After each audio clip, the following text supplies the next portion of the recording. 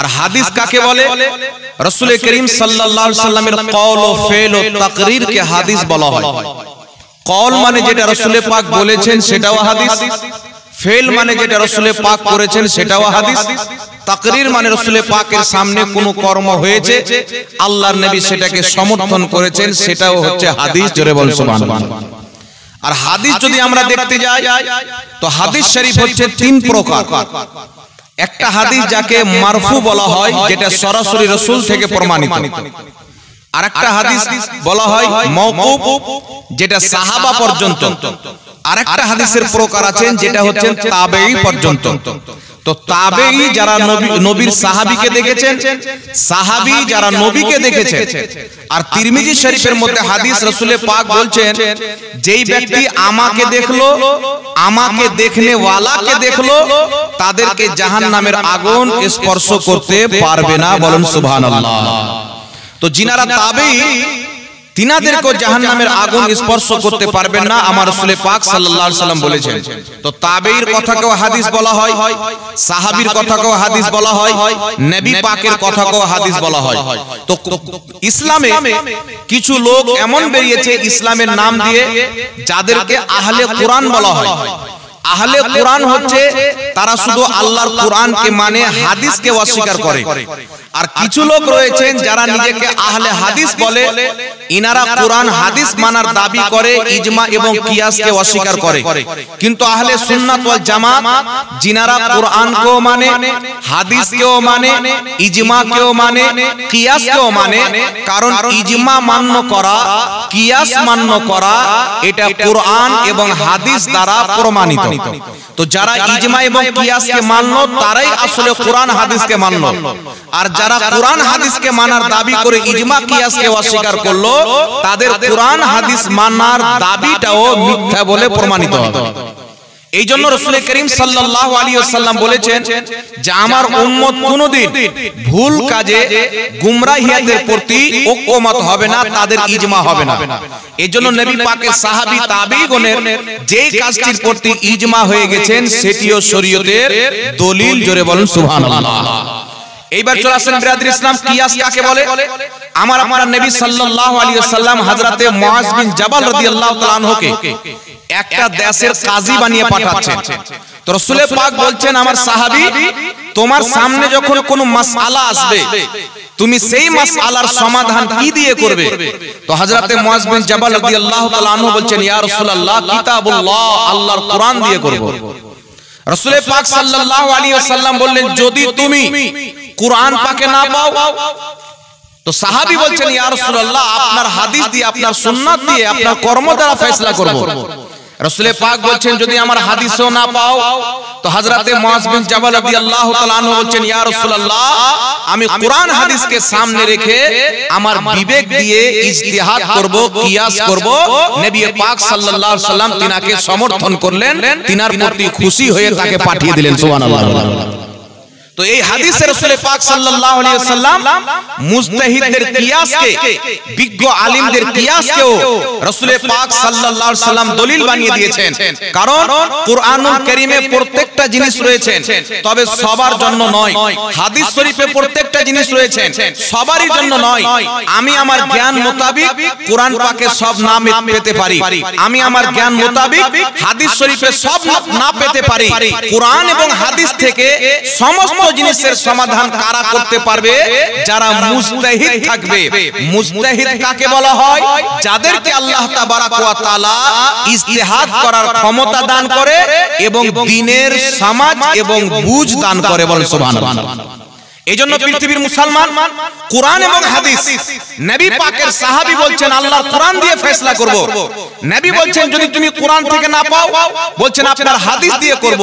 আমার হাদিসেও যদি না পাও, এখান থেকে বোঝা গেল যে কোরআন এবং হাদিস থেকে প্রত্যেক মাসলার সমাধান করার যোগ্যতা সবাই রাখে না। এইজন্য পৃথিবীর মুসলমান সাহাবায়ে কেরামের যুগে মাযহাব ছিল। হযরতে আব্দুল্লাহ বিন মাসউদ, হযরতে আব্দুল্লাহ ইবনে উমর সহ কয়েকজন সাহাবী তিনারা মুজতাহিদ ছিলেন, বাকি সমস্ত সাহাবী ইনাদের মাযহাবকে মানতেন। কেউ হযরতে আব্দুল্লাহ ইবনে মাসউদের মাযহাব মানতেন, কেউ হযরতে আব্দুল্লাহ ইবনে উমরের মাযহাব মানতেন। তিনাদের যুগ চলে যাওয়ার পর তাবেঈনের যুগ আসার পরে হযরতে ইমামে আযম আবু হানিফা, ইমাম শাফি, ইমাম মালিক, ইমাম আহমদ বিন হাম্বল ইনারা ফিকহি ইজতিহাদ করলেন আর ইনাদের মাযহাব তৈরি হলো। এই চার মাযহাব ব্যতীত হযরতে সুফিয়ান সৌরি সহ আরো একাধিক মুজতাহিদগণ মাযহাব তৈরি করেছেন।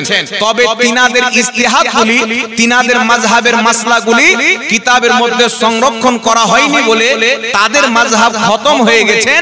মাত্র চারটি মাযহাব লিখেছেন, হানাফি, শাফি, মালিকি, হাম্বলি। এই জন্য যত মুসলমান হবে তাদেরকে এই চার মাযহাবেরই কোনো একটির আনুগত্য করতে হবে, এটা হচ্ছে ওয়াজিব। বল সুবহানাল্লাহ। চার মাযহাবের মধ্যে একটি মাযহাব মান্য করা হচ্ছে ওয়াজিব। সৌদি আরবের মাটিতে সরকারিভাবে হাম্বলি মাযহাব লাগু করা আছে। এইজন্য পৃথিবীর মুসলমান আল আসবা ওয়ান নাসাইর কিতাবের মধ্যে লেখা আছে চার মাযহাবের প্রতি উম্মতের ইজমা হয়ে গেছে। তারপর আপনার কিতাবটির নাম হচ্ছে তাফসিরে সাবির মধ্যে ইমাম সাবি লিখেছেন যারা চার মাযহাব মান্যকারী তারাই হলো আহলে সুন্নাত ওয়াল জামাত।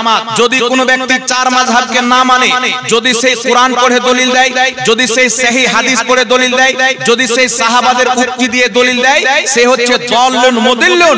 যতই কোরআন হাদিস দিয়ে দলিল দেয়, যদি চার মাযহাবের মধ্যে কোনো একটি মাযহাবের আনুগত্য না করে, ইমাম সাবি রাহমাতুল্লাহ আলাইহি বলছেন ওই ব্যক্তি হচ্ছে পথভ্রষ্ট এবং পথভ্রষ্টকারী। এইজন্য পৃথিবীর মুসলমান সাহাবায়ে কিরামের মধ্যেও বিভিন্ন সাহাবী মুজতাহিদ সাহাবীর মাযহাবকে মেনেছেন। এখান থেকে প্রমাণিত হয় যারাকে আল্লাহ পাক ইজতিহাদ করার ক্ষমতা দিয়েছেন তারা যেমন কোরআন হাদিস বুঝতেন, আমার আপনার মতন মৌলবি বা সাধারণ লোক কোরআন হাদিস তিনাদের মতন বুঝতে পারে না। এইজন্য তিনাদের বুঝটাকে মানার নাম হচ্ছে মাযহাব মানা। জোরে বল সুবহানাল্লাহ। কথা বুঝতে পেরেছেন? সৌদি আরবের একজন শেখ যারা মাযহাব মানে না তারা তাকে মাথার তাজ মনে করে, যার নাম হচ্ছে শেখ উসাইমিন। ইনি একটি কিতাব লিখেছেন আল উসুল বলে। এই কিতাবের মধ্যে লিখেছেন যারা কোরআন হাদিস থেকে ইজতিহাদ করে মাসলা বের করার সমর্থন রাখে না, ক্ষমতা রাখে না, বিদ্যা রাখে না, তাদের জন্য মাযহাব মানা হচ্ছে ফরজ। আমরা তো ওয়াজিব বলি, কিন্তু যারা মাযহাব মানে না তাদের বড় শেখ লিখছে ফরজ। এইজন্য পৃথিবীর মুসলমান যেই রকম কোরআন এবং হাদিস আবু হানিফা রাহমাতুল্লাহ আলাইহি, ইমাম শাফি রাহমাতুল্লাহ আলাইহি চার মাযহাবের ইমাম বুঝতেন, এই রকম কোন ব্যক্তি বুঝতে পারে না। একটু জোরে বলুন সুবহানাল্লাহ। এইজন্য আমরা মাযহাব মানি। এইবার কথা শুনেন, আল্লাহ পাক নবীর আনুগত্য করতে বলেছেন, তো রাসূল পাক সাল্লাল্লাহু আলাইহি সাল্লামের হুকুম কোথায় পাওয়া যাবে? হাদিস শরীফে পাওয়া যাবে। নবী কি বলেছেন, নবী পাক কি করেছেন, নবী কোনটাকে সমর্থন করেছেন, কোনটাকে সমর্থন করেনি, এটা হাদিসে পাওয়া যাবে। তো যেমন কুরআন মানা ফরজ, তেমন নবী মুস্তাফার হাদিস মানাও ফরজ। কথা হচ্ছে কেউ যদি কোরআনকে অস্বীকার করে কাফির হয়ে যাবে, কেউ যদি হাদিসকে অস্বীকার করে কাফির হয়ে যাবে, তেমনি কেউ ইজমাকেও যদি অস্বীকার করে সেই ব্যক্তিও কাফির হয়ে যাবে। তো কোরআন, হাদিস, ইজমা, কিয়াস চারোটা মানা হচ্ছে ফরজ। একটু জোরে বলতে হবে সুবহানাল্লাহ। এবার আপনাকে বলি হাদিস কাকে বলে। আমরা যখন হাদিস পাঠ করি বর্তমানে দেখতে পাওয়া যায় কিছু হাদিসকে সহিহ বলা হয়, কিছু হাদিসকে হাসান বলা হয়, কিছুকে যঈফ বলা হয়, কিছু আবার মুনকার রয়েছে, কিছু আবার মুস্তারিব রয়েছে, বিভিন্ন হাদিসের প্রকার রয়েছে। তবে একটা কথা মনে রাখবেন বিরাদ ইসলাম, হাদিস যঈফ কেন হয়? হাদিসে যঈফ কাকে বলে?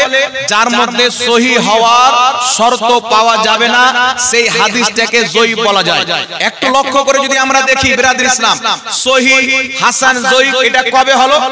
আল্লাহর নবীর নামে যখন কিছু লোক মিথ্যা হাদিস বানিয়ে উপস্থাপন করতে আরম্ভ করলো, মিথ্যা হাদিস বানাতে লাগলো, ওই সময়তে আল্লাহ তাবারাক ওয়া তাআলা মুহাদ্দিসদের মাধ্যম দিয়ে মিথ্যাবাদীদেরকে ছেঁটে বের করেছেন। যেমন একজন বিশ্ববিখ্যাত ইমাম যার নাম হচ্ছে ইয়াহইয়া বিন মাইন রাহমাতুল্লাহ আলাইহি। হযরত ইবনে মাইন রাহমাতুল্লাহ আলাইহি ইমাম সাহাবী সিয়ারু আলামিন নুবালাতে লিখেছেন, তিনি মদিনাতে তিনার জানাজা যখন উঠে গায়েব থেকে আওয়াজ এসেছিল যে ইয়াহইয়া বিন মাইন এমন একজন নেক ব্যক্তি, যেই ব্যক্তি রাসূল পাক সাল্লাল্লাহু আলাইহি সাল্লামের নামে যারা মিথ্যাচার করত তাদের নাম নিয়ে নিয়ে তাদেরকে ছেঁটে বের করে দিয়েছেন। জোরে বল সুবহানাল্লাহ। তো ইনি যখন ইন্তিকাল করলেন তো লোকজন বললেন ইনি রাসূলের পাকের প্রতি যারা মিথ্যা কথা বানতো তাদেরকে যেহেতু ছাঁটাই করেছেন তো ইনার ফজিলত তো অনেক, তো ইনাকে ওই তাখতে গোসল দেওয়া হবে যে তাখতে মুহাম্মদ রাসূলুল্লাহকে গোসল দেওয়া হয়েছিল। তো কিছু লোক এতরাজ করলেন, মতভেদ করলেন, না যেই তাখতে রাসূলের পাককে গোসল দেওয়া হয়েছে সেই তাখতে কাউকে গোসল দেওয়া যাবে না। শেষের বেলা এটাই ফয়সালা হলো, নবীকে যেই তাখতে গোসল দেওয়া হয়েছিল হযরত ইয়াহইয়া বিন মাইনকে ওই একই তাখতে গোসল দেওয়া হয়েছিল। জোরে বলেন সুবহানাল্লাহ। যেমন ইমাম ইবনে হাজার আসকালানী ইসলামী শরীয়তের 1500 বছরের মিডিলে এমন কিছু মুহাদ্দিস তৈরি হয়েছে, নবী মুস্তাফার যত লোক হাদিস বর্ণনা করেছেন তাদের সকলের জীবনকে তিনারা যাচাই বাছাই করেছেন। লোকটা কেমন ছিল, পরহেজগার ছিল কি ছিল না, মুত্তাকি ছিল কি ছিল না, তাকওয়া ছিল কি ছিল না, আলিম ছিল কি ছিল না, মিথ্যা বলতো নাকি, তার সরল শক্তি কেমন ছিল, তার বুদ্ধি কেমন ছিল, এক একটা লোককে যাচাই করেছেন। নবী পাকের হাদিস লাখো লোক বয়ান করেছেন আর ওই লাখো লোকের যাচাই বাছাই করেছেন বড় বড় মুহাদ্দিস। জোরে বলেন সুবহানাল্লাহ। তো যদি কোন হাদিসে 4 জন বর্ণনাকারী থাকে আর 4 জন বর্ণনাকারী বিশুদ্ধ সহি থাকে, যাকে হাদিসের পরিভাষায় মুহাদ্দিসদের পরিভাষায় সিকা বলা হয়। সিকা মানে হচ্ছে বিশেষত্ব রাবী, সত্যবাদী রাবী। তো একটা হাদিসের মধ্যে যদি 4 জন সহি রাবী থাকে তাহলে হাদিসটা হবে সহি। আর এই 4 জনের মধ্যে এমন একজন রাবী আছেন তিনি সত্যবাদী কিন্তু তিনার মধ্যে অল্প কিছুটা দুর্বলতা ছিল, তাহলে মধ্যে মুহাদ্দিসিনে কেরাম ওই হাদিসটাকে হাসান বলে, মানে সহি চাইতে একটু সনদ কমজোর। কিন্তু একটা কথা মনে রাখবেন, হাদিস কোনোদিন জয়ীফ হয় না, সনদ জয়ীফ হয়। নবী পাকের হাদিসকে কেউ যদি দুর্বল বলে তার ঈমান থাকবে না, কারণ নবী মুস্তাফার কথা কোনোদিন দুর্বল হতে পারে না। কথা বুঝতে পেরেছেন? সনদ কমজোর হয়। তো কোন রাবীর মধ্যে 4 জন রাবী আছে, 4টা হচ্ছেন সিকা বিশ্বস্ত রাবী, হাদিসটা সহি হয়ে গেল। তার মধ্যে একজন সামান্য পরিমাণে দুর্বল আছে, হাদিসটাকে হাসান বলে দেওয়া হলো। তার মধ্যে একজন আছেন যে একেবারে জয়ীফ রাবী, দুর্বল বর্ণনাকারী, মাঝে মাঝে ভুল করে দিত বা তার কোনো পরিচয় পাওয়া যায় না, তাহলে এই হাদিসটাকে মুহাদ্দিসিনে কেরাম জয়ীফ বলে দিলেন। কিন্তু মনে রাখবেন, হাদিসের সনদ যদি জয়ীফ হয় তবুও নবীর হাদিস, হাদিসের সনদ যদি হাসান হয় তবুও নবীর হাদিস, হাদিসের সনদ যদি সহি হয় হাদিসটা কিন্তু নবী মুস্তাফার রাবীর মধ্যে দুর্বলতা থাকতে পারে, হাদিসের মধ্যে কোনো দুর্বলতা নাই। কথা বুঝতে পেরেছেন? এখানে একটা কথা বুঝতে হবে, আকীদার ক্ষেত্রে, হুকুম আহকামের ক্ষেত্রে সহি হাদিস হতে হবে। কি হাদিস হতে হবে? সনদ সহি লাগতে হবে। আর যদি হাসান হাদিস থাকে এটাও হুজ্জাত, এটাও দলিল। কিন্তু আকীদার ব্যাপারে জয়ীফ হাদিস চলে না। কথা বুঝতে পেরেছেন?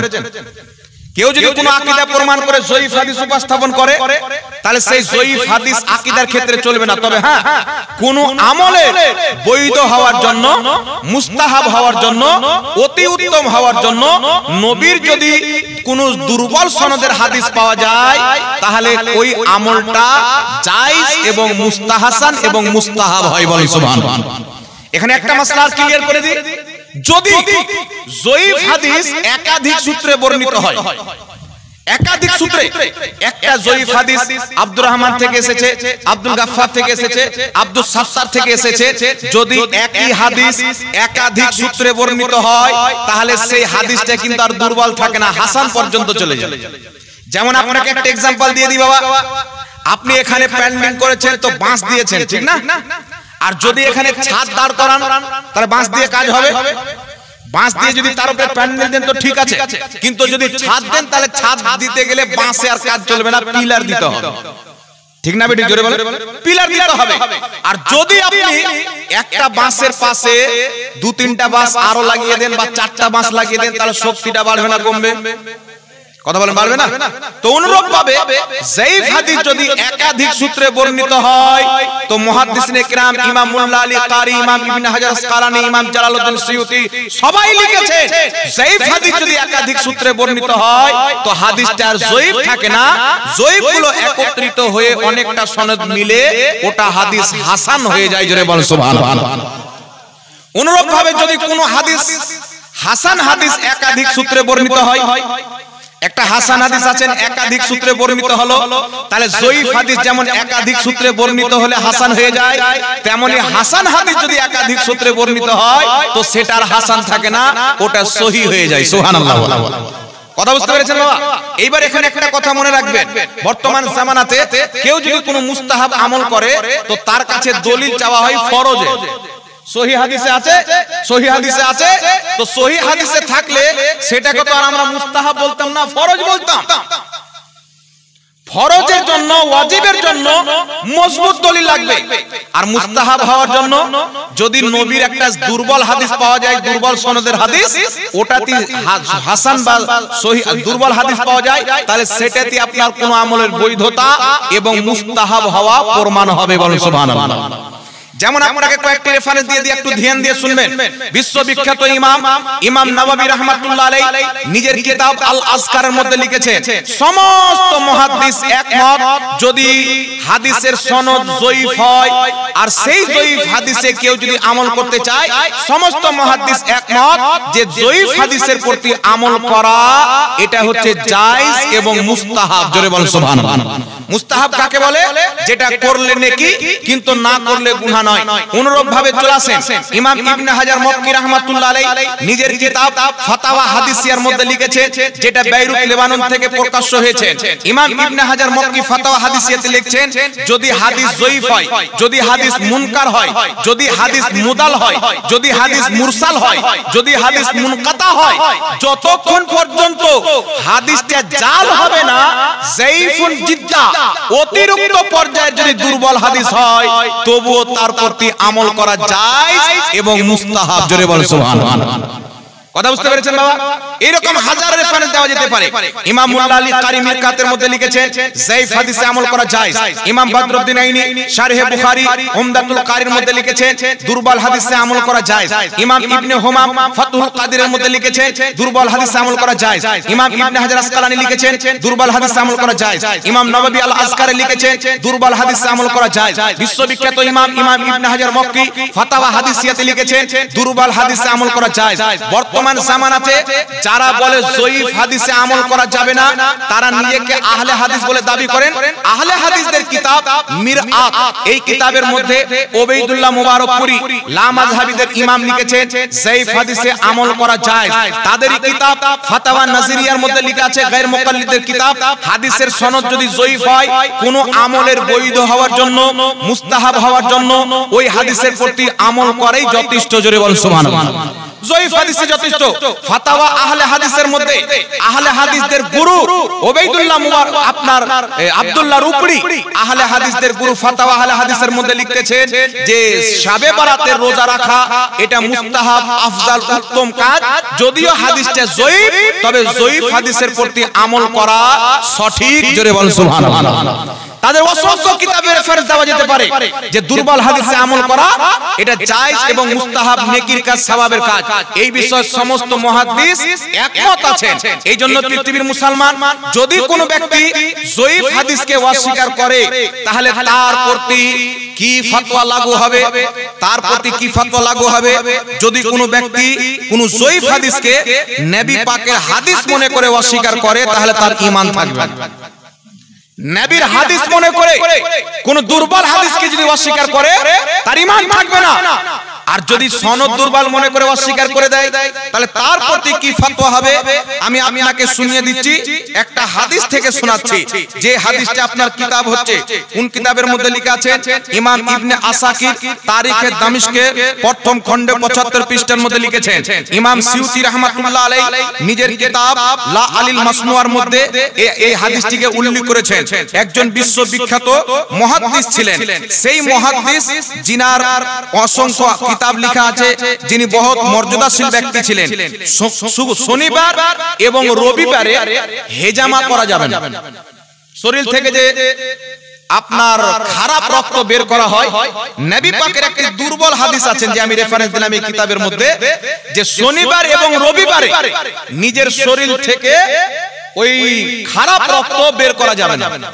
কিন্তু তার সনদ হচ্ছে জয়ীফ। তো একজন মুহাদ্দিস আছেন, বহুত বড় মুহাদ্দিস, তিনি উনার শরীর থেকে রক্ত বের করার মানে প্রয়োজন ছিল। তো উনি মনে করলেন যে জয়ীফ হাদিসে আছে যে শনিবার রবিবারে রক্ত বের করা যাবে না, হাদিসটা সনদ তো দুর্বল, তারপর আমল না করলে কি হবে? তখন তিনি রবিবারে কি করলেন? নিজের শরীর থেকে খারাপ রক্ত বের করলেন। আর নবী পাকের হাদিসে আছে কেউ যদি শনিবার বা রবিবারে নিজের শরীর থেকে খারাপ রক্ত বের করে তাহলে সেই ব্যক্তির শরীরে সাদা রোগ হবে, চামড়া সাদা হয়ে যাবে। হাদিসের সনদ দুর্বল, সেই মুহাদ্দিস দুর্বল মনে করে রবিবারে শরীর থেকে রক্ত বের করেছেন। রক্ত যখন বের করেছেন আস্তে আস্তে তিনার পুরো শরীরে সাদা রোগ ঘিরে নিল, পুরো শরীরে। জয়ীফ হাদিসকে অস্বীকার করলে আল্লাহর পক্ষ থেকে আযাব নাজিল হয়েছে। আর যদি এই দুনিয়াতে আল্লাহ ছাড় দেয় তাহলে কবর আর হাসরে কিন্তু আল্লাহ ছাড় দিবেন না। একটু লক্ষ্য করে শুনেন, ওই মুহাদ্দিস ইমাম নিশাপুরী রাহমাতুল্লাহ আলাইহি শুয়ে আছেন, উনার শরীরে সাদা দাগ ছড়িয়ে গেছেন। রাতের বেলা নবী পাক সাহিবে লাওলাক সাল্লাল্লাহু আলাইহি সাল্লাম আমার আপনার নবী স্বপ্নে এসেছেন। আচ্ছা, এখানে একটা মাসলা ক্লিয়ার করি, আমার নবীর স্বপ্ন মিথ্যা হতে পারে? শয়তান আমার নবীর রূপ নিয়ে আসতে পারে? সহিহ মুসলিমের হাদিস, রাসূল পাক বলছেন মান রাআনি ফিল মানাম ফাকাদ রাআল হক, যেই ব্যক্তি স্বপ্নে আমাকে দেখলো সেই ব্যক্তি সত্যি আমাকে দেখলো। নবী পাক বলছেন আমার রূপ নিয়ে শয়তান করি স্বপ্নে এসে ধোঁকা দিতে পারে না। দয়ার নবী ইমাম নিসাপুরী স্বপ্নে এসেছেন, আসার পরে বলছেন যে তুমি আমার হাদিসকে কেন হালকা মনে করলে? বললেন হুজুর তার সনদ তো দুর্বল, সনদ তো জয়ীফ। নবী পাক বললেন সনদকে কেন দেখলে? তুমি এটা দেখলে না যে ওটা আমার হাদিস?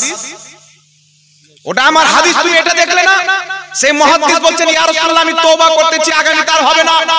যখন তিনি তওবা করলেন নবী পাক তিনার শরীরে হাত বুলিয়ে দিলেন। সকালবেলা জাগতেছেন তো শরীরে আর কোনো অসুখ নাই। জোরে বল সুবহানাল্লাহ। এটা একাধিক কিতাবের মধ্যে আরো নারে তাকবীর, নারে তাকবীর, নারে রিসালাত, মাসলাকে আলা হযরত, মাসলাকে আলা হযরত, জশ্ন ঈদ মিলাদুন নবী মুফতি জাহাঙ্গীর আলম সাহেব। একাধিক কিতাবের মধ্যে বর্ণিত হয়েছে। আমি কয়েকটি তারিখে দামিশ লা আলিল মাসনুয়া কিতাবের আপনাদেরকে রেফারেন্স দিলাম।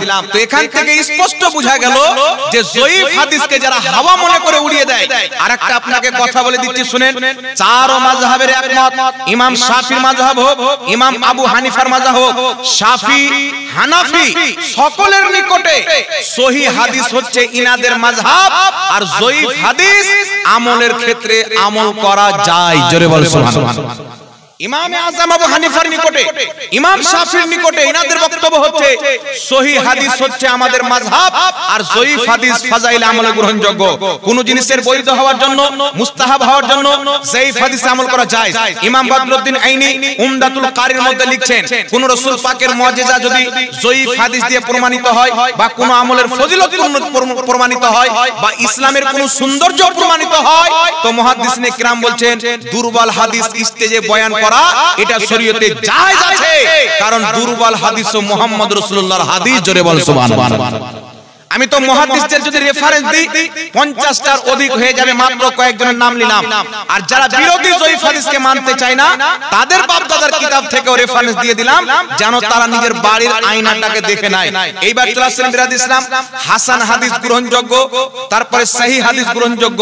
বর্তমানে কিছু লোক আছেন যারা নিজেকে গায়র মুকাল্লিদ বলেন, সহিহ হাদিসের পর খালি সহিহ হাদিসের দোহাই দেয়।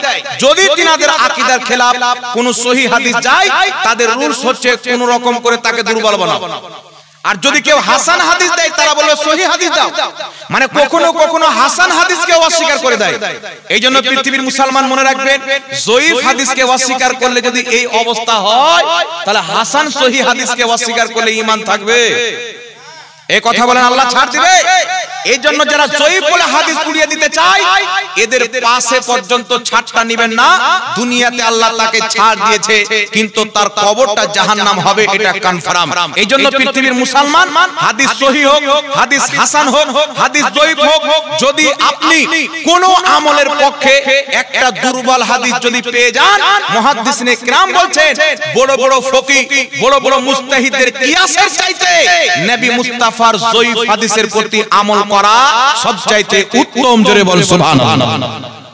একজন মুজতাহিদ যদি বলে যে এই দিকে যেতে হবে, আর নবী পাকের দুর্বল সনদের একটা হাদিস যদি বলে না এই দিকে যেতে হবে, মুহাদ্দিসিনে কিরাম বলছেন কিয়াস বাদ দিতে হবে, নবীর দুর্বল হাদিস মানতে হবে। কথা বুঝতে পেরেছেন কি পারেননি বাবা? এই জন্য হাদিস সহিহ হোক, হাসান হোক, যায়িফ হোক, তবে যদি কোনো ব্যক্তি বলে যে এই আমলটা করা ফরজ, তখন আর যায়িফ হাদিস দিয়ে কাজ হবে না, তখন পিলার লাগবে, পিলার বাঁশ দিয়ে কাজ হবে। কথা বুঝতে পেরেছেন? তখন আর পিলার দিয়ে কাজ হবে, বাঁশ তার লাগবে না, বাঁশ দিয়ে কাজ হবে না, তখন সহিহ হাদিস লাগবে। ওয়াজিব যদি বলে তখন সহিহ হাদিস লাগবে। কিন্তু কেউ যদি বলে যে ভালো কাজ মুস্তাহাব করলে নাকি, আর যদি যায়িফ সনদের হাদিস দেয় ওটাই যথেষ্ট, জোরে বল সুবহানাল্লাহ। আর অস্বীকার করলে সখত আযাবের মুস্তাহিক হবেন, যার রেফারেন্স আপনাদেরকে আমি দিয়ে দিয়েছি। এইবার চলে আসেন বিরাদর ইসলাম, হাদিস আমরা মানবো কেমন করে? মুহাদ্দিসিনে কিরাম কিতাবের রুলস বয়ান করে দিয়েছেন, তাদের রুলস মোতাবেক আমরা হাদিস মানি।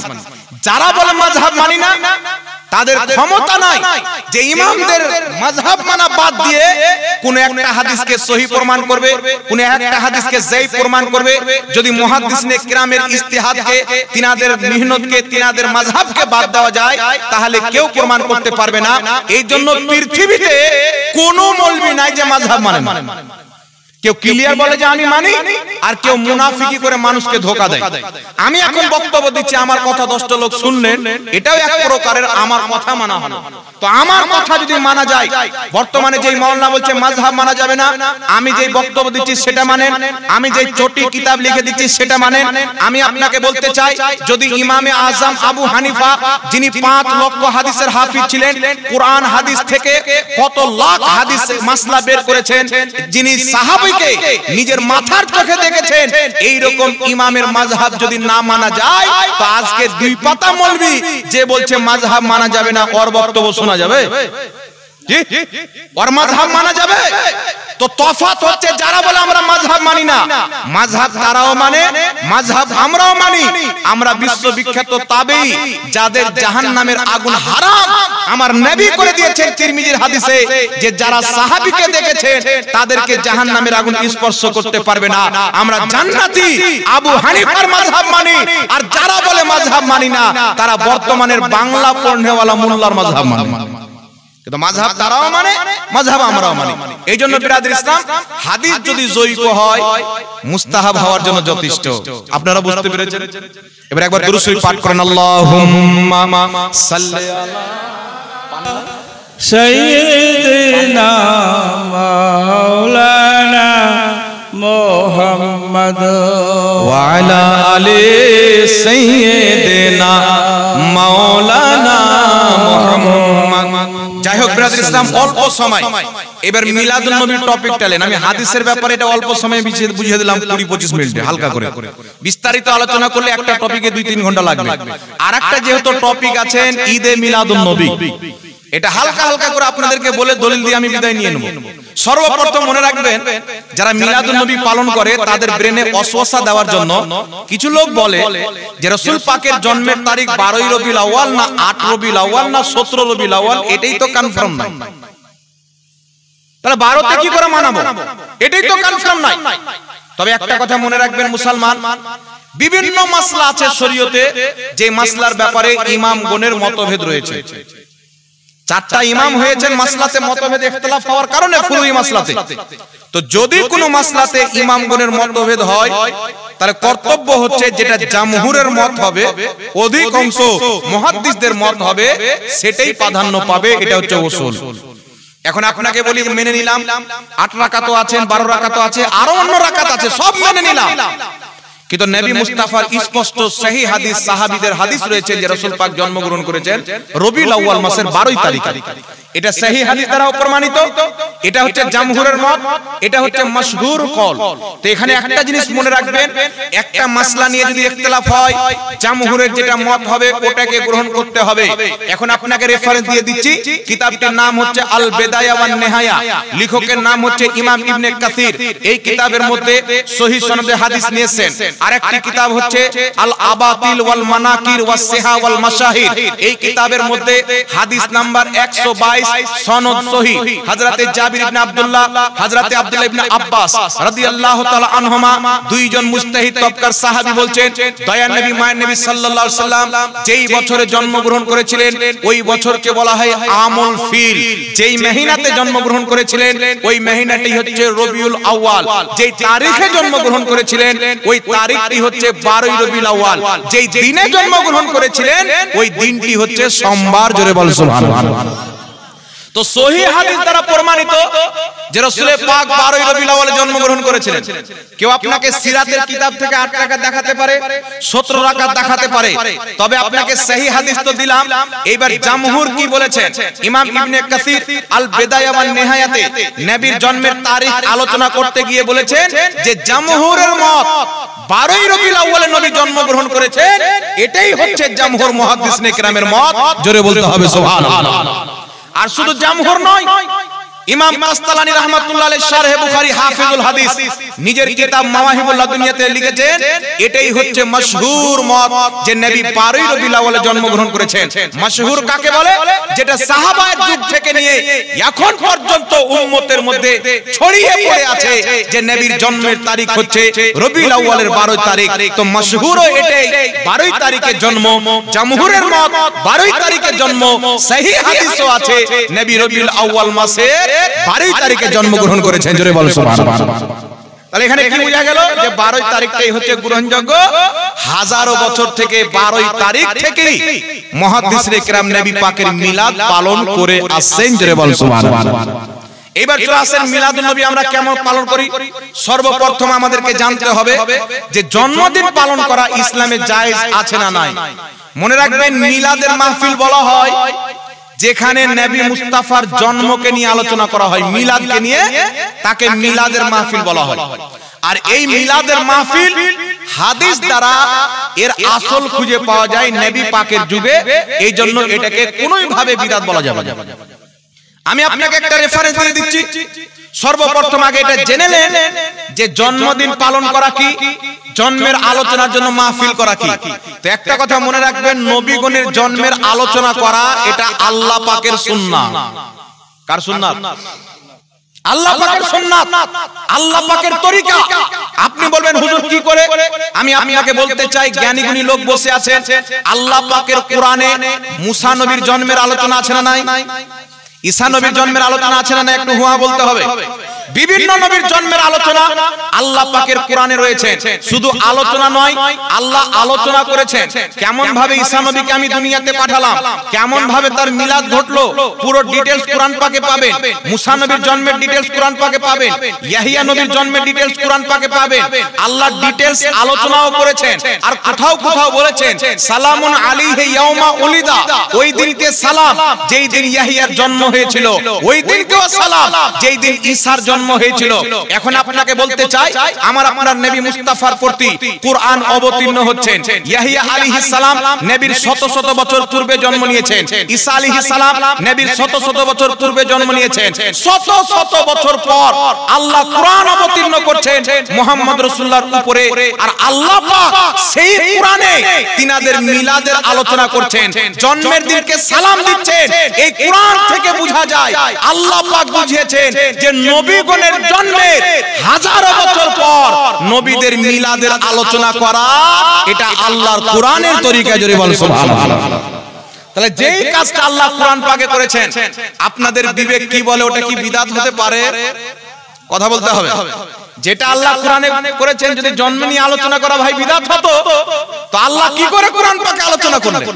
আর যদি কোরআন পাকে নবীদের জন্মের আলোচনা থাকে, ঈসা আলাইহিস সালামের, ইয়াহিয়া আলাইহিস সালামের, মুসা আলাইহিস সালামের, তো যিনি সমস্ত নবীদের নবী, যিনি সমস্ত নবীর ইমাম, যিনি সমস্ত নবীর সরদার, সেই নবীর জন্মের আলোচনা উম্মত যদি করে, মিলাদ উদযাপন করে, এটা কোনোই মতে বিদআত বা অবৈধ হবে না, বরং আল্লাহর কোরআনের তরিকা কি আমল করা হবে। জোরে বল সুবহানাল্লাহ।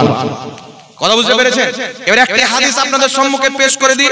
হাদিসটি পেশ করার পূর্বে আগে আরেকটা কথা আপনাকে বলে দিই। জন্মের আলোচনা তো আপনি পেয়ে গেলেন, এবার আপনাকে আমাকে জানতে হবে যে জন্মদিন পালন করা যাবে কিনা। কিছু লোক ঢালাও ভাবে বলে যে ইসলামের জন্মদিন পালন করে এটা খ্রিস্টানদের কালচার। একজন ব্যক্তি আমাকে বলেছিলেন, হুজুর খ্রিস্টানরা ঈসা নবীর জন্মদিন পালন করে আর আপনারা আহলে সুন্নাত ওয়াল জামাত দাবিদার সুন্নি মুসলমানরা নবীর জন্মদিন পালন করেন, সুতরাং এটা খ্রিস্টানদের কালচার। তো আমি তাকে উত্তরে বললাম, আবু লাহাব কাবার তাওয়াফ করত, আবু জেহেল কাবার তাওয়াফ করত, কুফারে মক্কা মুশরিকিনে মক্কা কাবা ঘরে তাওয়াফ করেছে, আর আমরাও হজের মাসে কাবার তাওয়াফ করতে যাই, তাহলে এটা কি কাফিরদের কালচার হবে? কথা বলে ওরা বেঈমান হয়ে কাবার তাওয়াফ করেছে, আমরা ঈমান নিয়ে কাবার তাওয়াফ করি। ওরা বেঈমান হয়ে ঈসা নবীর জন্ম দিবস আপনার নাজায়েজ কর্ম করে পালন করে, আমরা নবী মুস্তাফার জন্মদিন শরীয়তের কর্ম করে পালন করি। সুবহানাল্লাহ। তাহলে দুটাতে আসমান জমিন তফাৎ আছে। এবার এর দলিল আরেকটা দিচ্ছি আমি বুখারী মুসলিম থেকে। আমি বললাম, ভাই অন্তর থেকে চিন্তা ভাবনা করো, মহান রব্বুল আলামিনের হাবিবের বুখারী মুসলিমের মধ্যে হাদিস রয়েছে, রাসূল পাক সাল্লাল্লাহু আলাইহি সাল্লাম মক্কা থেকে হিজরত করে যখন মদিনাতে গেলেন, মদিনা শরীফে রাসূল পাক যাওয়ার পরে বছর দেখছেন ইহুদিরা আশুরার রোজা রাখে। 10ই মুহররমকে বলা হয় আশুরা। আশুরার রোজা রাখে কারা? ইহুদিরা। আমার নবী জিজ্ঞাসা করলেন, ইহুদিরা এই দিনে রোজা কেন রাখে? ইহুদিরা উত্তরে বলেছিলেন, এই দিনে আল্লাহ তাবারাক ওয়া তাআলা আমাদের নবী মুসা আলাইহিস সালামকে সমুদ্রের মাঝে রাস্তা দান করেছেন আর ফিরআউনকে ডুবিয়ে খালাস করে দিয়েছে। তো মুসা নবীকে আল্লাহ ফিরআউনের নির্যাতন থেকে নাজাত দান করেছেন বলে আমরা সেই দিনে আনন্দ প্রকাশ করি, রোজা রাখি। সুবহানাল্লাহ।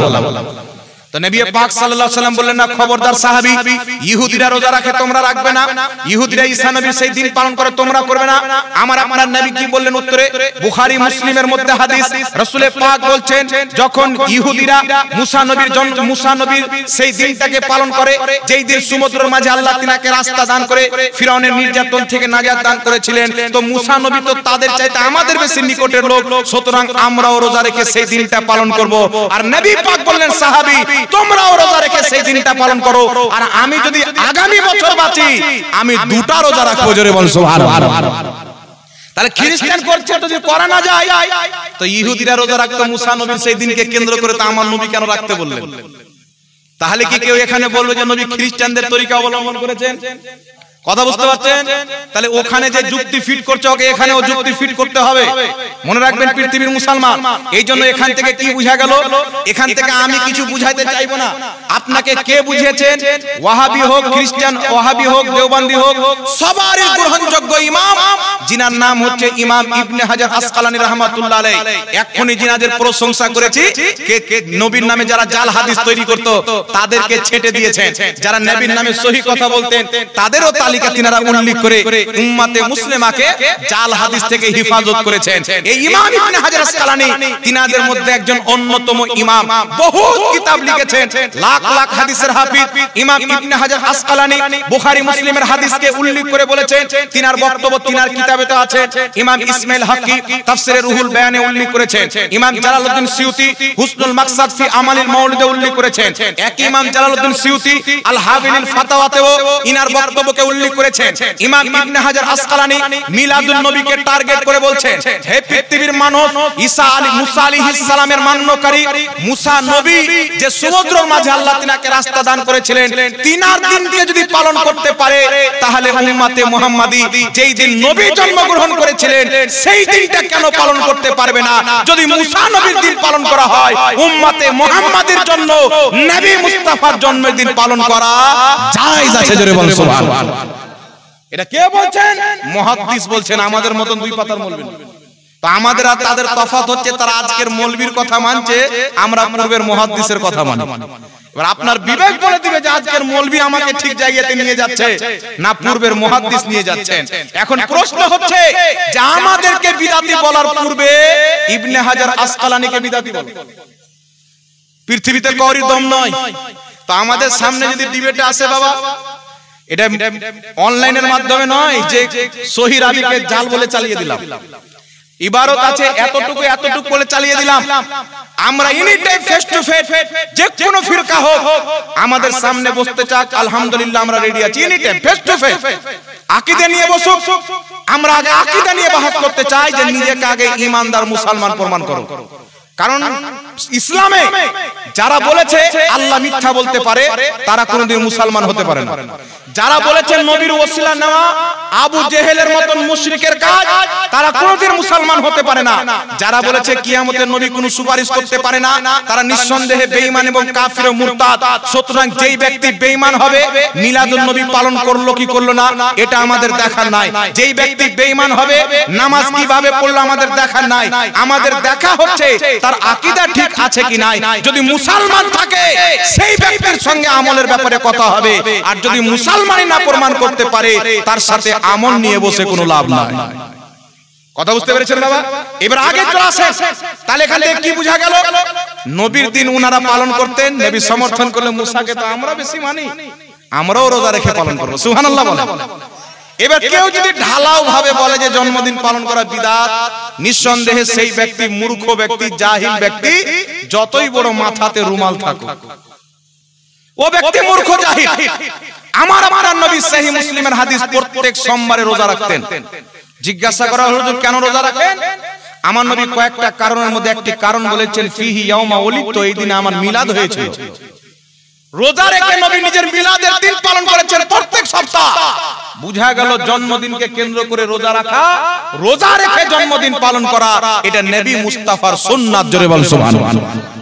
তাহলে ঢালাও ভাবে জন্মদিন পালন করা বিদআত নাজিজ বলার সুযোগ আছে নাই। এখানে একটা প্রশ্ন হচ্ছে, হুজুর নবী পাক সাল্লাল্লাহু আলাইহি সাল্লাম তো সন্ধ্যা থেকে, রোজা কাকে বলে?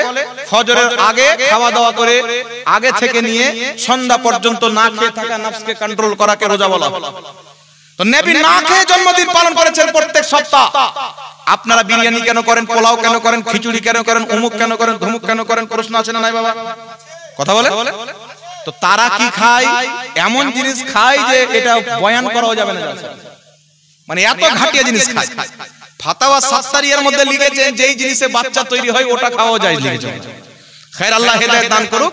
এইবার লক্ষ্য করে শুনেন বিরাদর ইসলাম, নবী পাক রোজা রাখতেন, আমরা খাওয়া দাওয়ার কেন ব্যবস্থা করি? আরেকটা মাসলা আপনাকে বলে দিই, আপনার বাচ্চার যদি জন্মদিন আপনি পালন করেন, ইসলামে জন্মদিন পালন করা হারাম, ইসলামে জন্মদিন পালন করা জায়েজ। জায়েজ পদ্ধতিতে হলে জায়েজ, হারাম পদ্ধতিতে হলে হারাম। কেউ যদি ডিজে বাজায়, কেক কেটে, তালি মেরে আরো বিভিন্ন রকম হারাম কাজ করে জন্মদিন পালন করে তো হারাম। আর সাহাবা যেভাবে পালন করতেন ওইভাবে কেউ যদি পালন করে তো জায়েজ। আল আদাবুল মুফরাদ কিতাবে ইমাম বুখারী রাহমাতুল্লাহ আলাইহি হাসান সনদে হাদিস নিয়েছেন, দয়ার নবী মায়ের নবীর সাহাবীগণ নিজের বাচ্চার জন্মকে কেন্দ্র করে বিভিন্ন সাহাবীকে দাওয়াত দিতেন, আহারের ব্যবস্থা করতেন, আর তাদেরকে বলতেন আমার বাচ্চার জন্য দোয়া করে দাও। সুবহানাল্লাহ। তো নিজের বাচ্চার বার্থডেকে কেন্দ্র করে, জন্মের দিনকে কেন্দ্র করে মানুষকে দাওয়াত দিয়ে খাওয়া দাওয়ার ব্যবস্থা করা, দোয়া খায়ের করে জন্মদিন পালন করা, এটা সাহাবায়ে কেরামের আমল দ্বারা প্রমাণিত। জোরে বলেন সুবহানাল্লাহ। এইবার ক্লাসে নবী জন্মদিনকে কেন্দ্র করে রোজা রাখতেন, আপনারা বিরিয়ানি কেন খান? প্রশ্ন আছে না নাই? জোরে বলেন। এই প্রশ্ন উত্তর দেওয়ার পূর্বে আমি একটা হাদিস বলে দিই, যেহেতু সময় কম। কিতাবটির নাম হচ্ছে তাবরানী শরীফ। তাবরানী শরীফের মধ্যে ইমাম তাবরানী হাদিসটি উল্লেখ করেছেন, আরো একাধিক কিতাবে রয়েছে। এই হাদিসটি আরেকটি কিতাবের মধ্যে রয়েছে, কিতাবটির নাম হচ্ছে মাজমুজ যাওয়াইদ। ইমাম হাইসামি মাজমুজ যাওয়াইদ হাদিস নাম্বার 14392 উল্লেখ করেছেন। হাদিসটি উল্লেখ করে বলছেন রাওয়াহু তাবরানী ওয়া ইসনাদুহু সহিহ। ইমাম তাবরানী হাদিসটি উল্লেখ করেছেন ইসনাদুহু হাসান, এই হাদিসের সনদ হচ্ছে হাসান। জোরে বল সুবহানাল্লাহ। হাদিসটি কি? হাদিসটি হচ্ছে মায়েশা সিদ্দিকা রাদিয়াল্লাহু তাআলা আনহা থেকে বর্ণিত, আন আয়েশা ক্বালাত তাযাক্কারা রাসূলুল্লাহ সাল্লাল্লাহু আলাইহি ওয়াসাল্লাম ওয়া আবু বকর রাদিয়াল্লাহু তাআলা আনহু মিলাদাহুমা ইনদি। মায়েশা রাদিয়াল্লাহু তাআলা আনহা বলছেন, হাদিস বিশুদ্ধ, দয়ার নবী মায়ের নবী উপস্থিত ছিলেন, তারপরে হযরতে আবু বকর সিদ্দিকও উপস্থিত ছিলেন। উপস্থিত হয়ে কি করলেন? মায়েশা বলছেন মিলাদাহুমা ইনদি, তিনারা নিজের নিজের মিলাদ বয়ান করলেন। আরে জোরে হবে না সুবহানাল্লাহ। তাযাক্কারা রাসূলুল্লাহ ওয়া আবু বকর মিলাদাহুমা ইনদি, আমার নবী এবং আবু বকর সিদ্দিক মিলাদের আলোচনা করলেন। তো এখান থেকে কি বোঝা গেল? মিলাদের আলোচনার শোভা আমার নবী নিজেই করেছেন, তিনি উপস্থিত ছিলেন। সাহাবীদের সরদার আবু বকর সিদ্দিক উপস্থিত ছিলেন।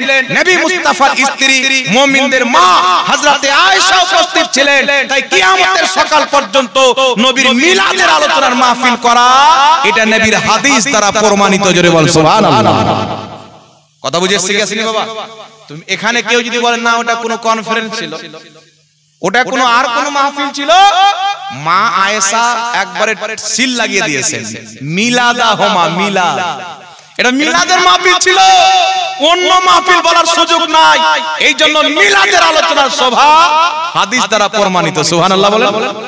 এবার যারা মিলাদের যখন চাঁদ ওঠে লাল মরিচ লেগে যায়, আমি একটাই বার্তা দিতে চাই, সারা পৃথিবীতে যত দেওবন্দি মতের লোক হোক আর গায়র মুকাল্লিদ হোক, যারা মিলাদুন নবীর মাহফিল করলে চুলকানি হয়ে যায়, আমি কিয়ামতের সকাল পর্যন্ত চ্যালেঞ্জ দিতেছি, আমি মরে যাব, আমাদের পরে আমাদের ছাত্ররা আসবে, আমাদের ছেলেপিলে আসবে, আমাদের জামাতের তরুণ আলিমরা আসবে, এই চ্যালেঞ্জটা আমার থাকলো, যদি সারা পৃথিবীতে কোনো গায়র মুকাল্লিদ ভারতবর্ষের মাটি বানারসে এই বছর দিয়ে তাদের 35তম আহলে হাদিস কনফারেন্স হলো, কন্টিনিউ প্রত্যেক বছরে আহলে হাদিস কনফারেন্স করে 35 বছর থেকে বাংলাদেশের মাটিতে বিভিন্ন জায়গাতে সালাফি কনফারেন্স করে। আমার বেঁচে থাকা পর্যন্ত যদি কোনো সাহাবীর আমলে, তাবিঈর আমলে, মুহাদ্দিসের আমলে, নবী পাকের আমলে যদি এর কোনো একটা ইঙ্গিত দেখাইতে পারে, আমার পক্ষ থেকে তাকে 10 লাখ টাকা ইনাম দেওয়া হবে। ইনাম দেওয়া সুন্নাত, অহংকার ইনাম দেওয়া সুন্নাত, কিয়ামতের সকাল পর্যন্ত চ্যালেঞ্জ। আব্বার নামে আহলে হাদিস কনফারেন্স করলে দলিল নাই, তখন মরিচ লাগলো না, সালাফি কনফারেন্স করলে তখন মরিচ লাগলো না, আর মিলাদুন নবীর জালসা করলে মরিচ লেগে যায়, যদিও তার ভিত্তি হাদিসের মধ্যে আছে, যদিও মিলাদের আলোচনা কোরআন পাকে আছে। এখান থেকে বোঝা যায় যারা দুনিয়াদারের জন্য ধর্ম চালায় তারা দুনিয়াদারের জালসাকে জায়েজ বলে, আর যারা মুহাম্মদের মুস্তাফা সাল্লাল্লাহু আলাইহি সাল্লামের দ্বীনকে মানে তারা নবী মুস্তাফার দ্বীন পালন করে। জোরে বলেন সুবহানাল্লাহ। নারে তাকবীর, নারে তাকবীর। ইমাম ইবনে হাজার আসকালানী রাহমাতুল্লাহ আলাইহি ফাতহুল বারীতে লিখেছেন, আলিম ওলামার সম্মানে দাঁড়িয়ে যাওয়াটা হচ্ছে মুস্তাহাব। আপনারা দাঁড়িয়ে গেলেন, নেকি পেলেন, সওয়াব পেলেন। হ্যাঁ, তো বিরাদর ইসলাম, আমি কি বললাম? আহলে হাদিস কনফারেন্স, সালাফি কনফারেন্স, দুনিয়ার কোন কিতাব তো দূরে থাক, আজ থেকে 50 বছর পূর্ব থেকে নিয়ে আমার নবীর জামানা পর্যন্ত কেউ যদি দেখাইতে পারে কোন যুগে এই নামের কনফারেন্স হয়েছে, 10 লক্ষ টাকা পুরস্কার। কিন্তু মিলাদের যদি শোভা দেখতে চাও, মায়েশা বলছেন তাযাক্কারা রাসূলুল্লাহি ওয়া আবু বকরিন মিলাদাহুমা ইনদি, আবু বকর সিদ্দিক নবী মুস্তাফা আমার নিকটে উপস্থিত ছিলেন, তারা দুইজনের মিলাদের আলোচনা করলেন। বুঝা গেল মিলাদের শোভা করা এটা মুস্তাফার আমল দ্বারাই তো প্রমাণিত। আর একটু জোরে হবে সুবহানাল্লাহ। তাহলে কেউ যদি আপনাকে জিজ্ঞাসা করে মিলাদুন নবী কোথায় আছে, প্রশ্ন করবেন আহলে হাদিস কনফারেন্সে দাও, পারবেন তো প্রশ্ন করতে? যখন প্রশ্ন করে নেবেন দেখবেন যে লুঙ্গি সামনে পালাবে। এবার আরেকটা কথা আপনাকে বলে দিই, যাই হোক, নবী পাক রোজা রেখেছিলেন, তো আপনারা মকমক করে বিরিয়ানি কেন খান, আপনার খিচুড়ি কেন খান, আর অমুক জিনিস কেন খান? মনে রাখবেন বিরাদর ইসলাম, নবী পাক রোজা রেখেছেন। আর একটা কথা বলতে চাই আপনাকে, এখানে একটা প্রশ্ন হবে যে নবী পাক সোমবারে রোজা রাখতেন, আর আপনারা তারিখটাকে ফিক্স করেছেন 12 রবিউল আউয়াল। আপনারা 12 তারিখে ফিক্স করেছেন, আর নবী পাক সোমবারে রোজা রাখতেন। মনে রাখবেন বিরাদর ইসলাম, মুসা আলাইহিস সালামকে যেই দিন আল্লাহ নাজাত দান করেন, সেই দিনটা ছিল মুহররমুল হারামের 10 তারিখ, আর দিনটা ছিল জুমার দিন। আপনারা বলেন তো বাবা, প্রত্যেক আশুরা 10 মুহররম কি জুমাতে পড়ে? তো এখানে তারিখকে কেন্দ্র করা হয়েছে না দিনকে কেন্দ্র করা হয়েছে? তারিখকে কেন্দ্র করা হয়েছে। যাও, হয়ে গেল না, আর বেশি বুঝাতে হবে, আর বুঝার দরকার নাই। এই জন্য তারিখটাকে কেন্দ্র করে 1200 বছর থেকে ইতিহাস রয়েছে, নবীর মিলাদ পালন হচ্ছে। সুবহানাল্লাহ। এই জন্য বিরাদর ইসলাম, লাস্ট এই বক্তব্য দিয়ে আমি শেষ করে দেব। হুজুর আজিজে মিল্লাত সাহেব চলে এসেছেন, খলিফায়ে তাওসিফে মিল্লাত, এই হাদিসটা বলে আমি বক্তব্য শেষ করে দেব। মুসান্নাফে আব্দুর রাজ্জাকের মধ্যে হাদিস, মুসনাদে বাজ্জারের মধ্যে হাদিস, তাহজিবুত তাহজিবের মধ্যে হাদিস, তারপরে ইমাম হাইসামি মাজমাউজ জাবাইদে উল্লেখ করে হাদিসটিকে হাসান বলেছেন। হাদিসটি কি? আমার নবী মুস্তাফা সাল্লাল্লাহু আলাইহি সাল্লাম 40 বছর বয়সে নবুয়তের এলান করেছিলেন। একটা কথা মনে রাখবেন, টাইম নাই, নালে বিস্তারিত বলতাম। নবী পাক 40 বছর পর নবী হয়েছেন, এর পূর্বে নবী ছিল না, এই মর্মে পৃথিবীর কোন কিতাবে সহিহ দূরের কথা একটা মাওযু হাদিস না। আর আদমের সৃষ্টির পূর্বে আমার নবী নবী ছিলেন। একটা হাদিস বলে দিচ্ছি, মুসনাদে আহমদের মধ্যে সহিহ সনদে হাদিসটি বর্ণিত। আমার নবীকে সাহাবী বলছেন, ইয়া রাসূলুল্লাহ মাতা জুইলতা নবিয়ান, হুজুর আল্লাহ আপনাকে নবী কবে বানিয়েছেন? আমার নবী বলছেন, ওয়া আদামু বাইনার রূহি ওয়াল জাসাদ, আদমের দেহে যখন আত্মা ভরা হয়নি আল্লাহ আমাকে নবী বানিয়ে দিয়েছেন। আর পৃথিবীর কোন কিতাবে নাই যে নবী 40 বছর আগে নবী ছিল না, 40 বছর পর নবী হয়েছেন, কোন মায়াল্লাল দেখাতে পারে না। কেউ যদি বলে তো মিথ্যা কথা বলে। এইবার চলেন বিরাদর ইসলাম, আমার নবী 40 বছরের নবুয়তের এলান করলেন। নবুয়তের এলান করার পর সাহাবী বলছেন, আল্লাহর নবী নিজের আকিকা নিজে দিলেন। আকিকা কেন দেওয়া হয়? জন্মের খুশিতে যে জানোয়ারটা জবাই করা হয় ওকে আকিকা বলা হয়। জন্মের খুশি পালন করাকে আকিকা বলা হয়। নবী পাক সাল্লাল্লাহু আলাইহি ওয়াসাল্লাম 40 বছর বয়সে নবুয়তের এলান করার পর সাহাবীদেরকে জমা করে নিজের আকিকা দিচ্ছেন, সাহাবীকে ছাগলের মাংস খাওয়াচ্ছেন। আচ্ছা, আকিকাতে যে ছাগল জবাই করা হয় খাওয়ানোর জন্য না ফেলার জন্য? খাওয়ার জন্য। তো এখন প্রশ্ন হচ্ছে, নবী পাক সাল্লাল্লাহু আলাইহি ওয়াসাল্লামের আকিকা উনার জন্মের পর 7 দিনের দিন উনার দাদা হযরতে আব্দুল মুত্তালিব দিয়ে দিয়েছিলেন। আর আকিকা তো দুইবার হয় না। ইমাম সিউতি আল হাবিলির ফাতাওয়াতে লিখছেন, হুসনুল মাকসাদে লিখছেন, নবীর আকিকা উনার দাদা 7 দিনে দিয়ে দিয়েছিলেন, আকিকা তো দ্বিতীয়বার হয় না। তাহলে 40 বছরের নবুয়তের এলান করার পর দয়ার নবী মায়ের নবী নিজের জন্মদিনকে কেন্দ্র করে ছাগল জবাই করলেন, আকিকা কেন দিলেন? ইমাম সিউতি বলছেন ওটা আকিকা ছিল না, দয়ার নবী মুস্তাফা নিজের মিলাদ পালন করেছিলেন। মিলাদ পালন করেছিলেন। এইজন্য পৃথিবীর মুসলমান ইমাম জালালউদ্দিন সিউতি আল হাবিলিল ফাতাওয়া 2 খণ্ডে বিভক্ত, বেইরুত থেকে ছাপ, প্রথম খণ্ড 230 পৃষ্ঠার মধ্যে লিখছেন, নবী পাকের জন্মের দিনকে মিলাদকে কেন্দ্র করে মানুষকে একত্রিত করে সমাবেশ করা, খাওয়া দাওয়ার ব্যবস্থা করা মুস্তাহাব সওয়াবের কাজ। ইমাম ইবনে সালেহ শামী রাহমাতুল্লাহ আলাইহি সুবুলুল হুদা ওয়া রশাদ কিতাবে লিখছেন, নবী পাকের জন্মদিনকে কেন্দ্র করে মানুষের সমাবেশ করে খাওয়া দাওয়ার ব্যবস্থা করা মুস্তাহাব কাজ, সওয়াবের কাজ। ইমাম মুল্লা আলী কারি নিজের কিতাব মাওলিদ রাবি ফি মাওলিদিন নবীর মধ্যে লিখতেছেন, নবীর জন্মদিনকে কেন্দ্র করে মানুষকে জমা করে আহারের ব্যবস্থা করা এটা হচ্ছে সওয়াবের কাজ। ইমাম ইবনুল জাওজি রাহমাতুল্লাহ আলাইহি আল বায়ান ও মাওলিদিন নবী 950 বছর পূর্বে কিতাব লিখেছেন, 950 বছর পূর্বে ফতোয়া দিচ্ছেন যে নবী পাকের মিলাদ পালন করা যায়। তারপরে 84 পৃথিবীর মুসলমান কম বেশি 1200 বছর পূর্বে ইমাম ইবনে আবু শামা রাহমাতুল্লাহ, ইমাম ইবনে আবু আসিম রাহমাতুল্লাহ আলাইহি 1200 বছর পূর্বে একটি কিতাব লিখেছেন, কিতাব মাওলিদিন নবী। এই কিতাবের মধ্যে মুস্তাফার মিলাদের আলোচনা করেছেন। এইজন্য ইমাম ইবনে হাজার মক্কি, জিনার বাড়ি হচ্ছেন মক্কা শরীফে, কম বেশি 600 650 বছর পূর্বের ইমাম নিজের কিতাব ফাতাওয়া হাদিসিয়াতে লিখছেন যে যুগ যুগ থেকে মুসলমান আমাদের এলাকায় মক্কা মদিনাতে ঈদের চাইতে বেশি আনন্দ প্রকাশ করে মিলাদুন নবী পালন করে। এই পৃথিবীর মুসলমান ইমাম জুরকানি শারহে জুরকানির মধ্যে লিখছেন মিলাদুন নবী পালন করা যায়। বিশ্ববিখ্যাত ইমাম শাহ ওয়ালিউল্লাহ মুহাদ্দিস তেহলভী রাহমাতুল্লাহ আলাইহি ফিউজুল হারমাইন কিতাবে লিখছেন মিলাদুন নবী পালন করা যায়। ইমাম আব্দুল হক মুহাদ্দিস তেহলভী রাহমাতুল্লাহ আলাইহি নিজের 3টি কিতাব মাদারিজুন নবুওয়াত, মা সাবাতা বিস সুন্নাহ আর আখবারুল আখিয়ার 3টি কিতাবের মধ্যে লিখেছেন মিলাদুন নবী পালন করা সওয়াবের কাজ, আমরা নিজেই পালন করি। জোরে বল সুবহানাল্লাহ। আর সবচাইতে চমৎকার কথা হলো লা মাযহাবিদের বড় আব্বা ইবনে তাইমিয়া নিজের কিতাব ইখতিদাউল সিরাতাল মুস্তাকিমের মধ্যে লিখেছে, যারা নবী মুস্তাফার জন্মদিন পালন করে, নবীর মহব্বতে করে, নবীর মহব্বতে মিলাদ পালন করার কারণে আল্লাহ পাক তাদেরকে প্রচুর সওয়াব দান করবে। বড় আব্বা বলছে সওয়াব দান করবে আর বেটারা বলছে বিদআত। চিন্তা করছেন? এই জন্য পৃথিবীর মুসলমান আমার জানা মতে 420 জনের চাইতে বেশি ইমাম নবী মুস্তাফার মিলাদের প্রতি কিতাব লিখে নবীর মিলাদের বৈধতা প্রমাণ করেছেন। আমরা ইমামদের কথা বলি, আমরা ইমামকে মেনে চলবো, মুহাদ্দিসকে মেনে চলবো। আজকের জাহিলদেরকে আমরা মানি না, যারা বাংলা পড়ে মুফতি হয়েছে। সামনে যদি বসে তো পায়জামা গিলাকে লাগে। আল্লাহ এদেরকে হেদায়েত দান করুক, সকলে পড়ুন আল্লাহুম্মা আমিন। এইজন্য নবী পাক সাল্লাল্লাহু আলাইহি ওয়াসাল্লামের মিলাদ পালন করেন, এটা ভালো কাজ, মুস্তাহাব কাজ। রেলি বের করা ভালো কাজ, সাহাবারা মদিনাতে বের করেছেন। খাওয়া দাওয়ার ব্যবস্থা করেন, নবীর হাদিস থেকে ইস্তেমবাদ দলিল বের করেছেন ইমাম জালালউদ্দিন সিউতি, আর বুখারী মুসলিমের হাদিস থেকে মিলাদের বৈধতা প্রমাণ করেছেন ইমাম ইবনে হাজার আসকালানী। আল্লাহ তাবারাক ওয়া তাআলা সকলকে বুঝার তৌফিক দান করুক। ওয়া আখিরু দাওয়ানা আলহামদুলিল্লাহি রাব্বিল আলামিন। আসসালামু আলাইকুম ওয়া রাহমাতুল্লাহ।